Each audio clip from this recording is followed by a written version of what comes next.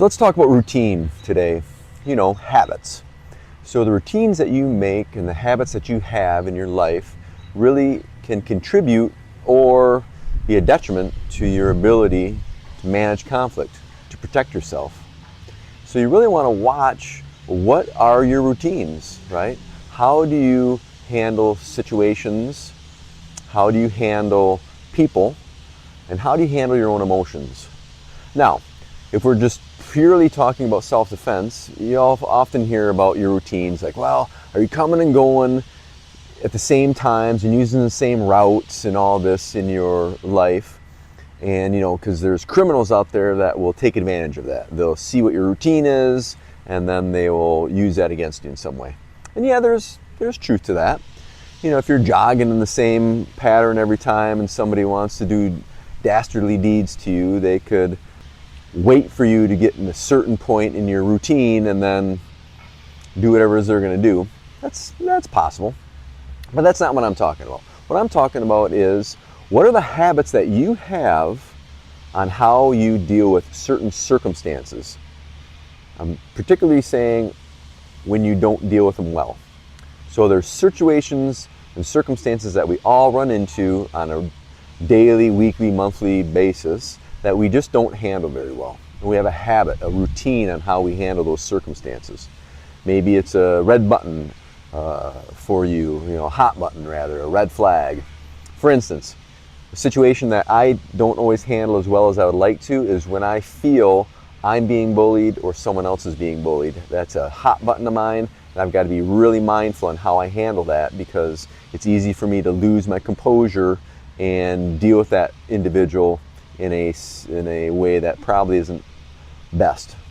So I really got to be mindful about it. So what situations do you get triggered by? Next is people. Oftentimes there's certain type of personality traits and certain type of people that kind of trigger you. One for me would be passive aggressive people, right? That's one trait that an individual might have where I've got to be really mindful on how I deal with them. Another one would be borderline personalities. So people with borderline personalities can be really triggering for me because I don't really deal well with those shenanigans. So what types of people, types of personality traits trigger you? And the third thing is emotions. So how do you deal with your own emotions? What habits have you built to deal with your own emotions? So what do you do when you feel fear? What do you do when you feel embarrassment? What do you do when you feel like you're vulnerable in some ways? So you have a routine that you go into. You have a habit that you've developed when dealing with those three types of things: people, situations, and emotions. So what I want you to do is take a breath, and I want you to start paying attention to what your habits are regarding those three things. Are they positive? Are they negative? Are they neutral? So start looking at the things that you could improve on. Start thinking, well, how could I make that situation better? Meaning, look at your habit and see if it's still serving you.